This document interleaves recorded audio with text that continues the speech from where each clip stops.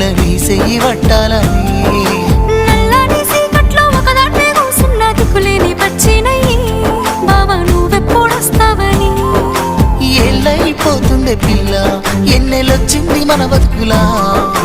ఏలైపోతుండే పిల్ల ఏలు వట్టంగా వస్తున్నాయా ఇన్నాళ్ళ ఎడబాటు ఎడవాసిపోతుందిలే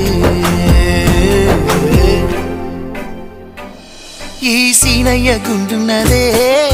సినదారా నీ కోసము